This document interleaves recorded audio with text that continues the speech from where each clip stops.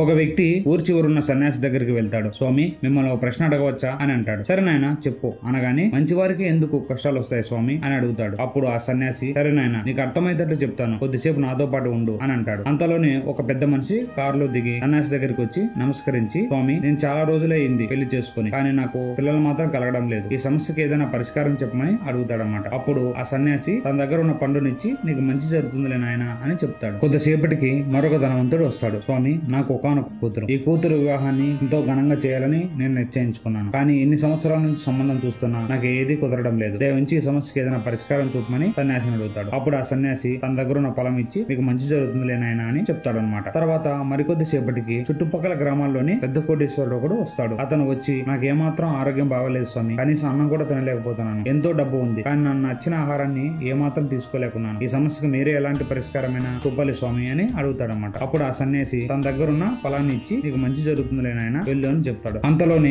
మరొక గొప్పింటి స్త్రీ వస్తుంది. సన్యాసికి నమస్కరించి, స్వామి నాకు ఏమాత్రం రాత్రి సమయంలో నిద్ర పడడం లేదు, నా కొడుకు బాగానే సంపాదిస్తున్నాడు, మాకు ఎలాంటి ఆర్థిక సమస్యలు లేవు, కానీ నాకు మాత్రం మనశ్శాంతి కరువైంది, ఈ సమస్యకు మీరే ఎలాంటి పరిష్కారమైనా చూపించాలి తండ్రి అని అడుగుతుంది ఆ స్త్రీ. అప్పుడు ఆ సన్యాసి తన దగ్గర ఉన్న పొలాన్ని ఇచ్చి, నీకు మంచి జరుగుతుందిలే ఓమ్మా అని చెప్పి పంపిస్తాడనమాట. అప్పుడు సన్యాసి ప్రశ్న అడిగిన వ్యక్తిని పిలిచి, మొదటి కారులో వచ్చిన వాడు ధనవంతుడు, అన్ని సౌకర్యాలు ఉన్నా అతనికి సంతానం లేదు, మరొక వ్యక్తికి కూతురు పెళ్లి కావడం లేదు, ఇంకొక ధనవంతుడికి ఎంత ధనమున్నా అనారోగ్యం, కనీసం ఆహారం కూడా తీసుకోలేని పరిస్థితి ఉన్నాడు, మరొక మహిళకు నిద్రం లేమి, మనశ్శాంతి సమస్య ఉంది. వాళ్ళు చెప్పిన సమస్యలన్నీ విన్నావు కదా, నువ్వు అడిగిన ప్రశ్నకు సమాధానం చెప్తాను విను. నువ్వు మంచివాడివే, ఎందుకంటే నువ్వు భగవంతుని నమ్ముకొని జీవిస్తున్నావు కాబట్టి, అందుకే నీకు పెళ్లి అయింది, పిల్లలు ఉన్నారు, ఆరోగ్యం బాగుంది, అలాగే మనశ్శాంతి ఉంది, నిద్రలేని సమస్యలు లేవు, నీకున్నది కాస్త డబ్బు సమస్య మాత్రమే, అది కూడా నీకు అవసరానికి తగ్గట్టు వస్తూ ఉంది, నువ్వు మాత్రం చుట్టుపక్కల ఉన్న వారికి సమానంగా ఎదగాలనుకునే ఆశ వల్ల నీకు ఇది సమస్యగా అనిపిస్తుంది, నువ్వు ఉన్న దాంతో తృప్తి పడితే అది కూడా నీకు సమస్యగా ఎప్పుడు కనిపించదు. ప్రతి ఒక్కరికి సమస్యలు ఉంటాయి, కానీ నీకు మంచి వారికి మాత్రమే సమస్యలు వస్తాయని ఆలోచనలో నువ్వు ఉన్నావు, అది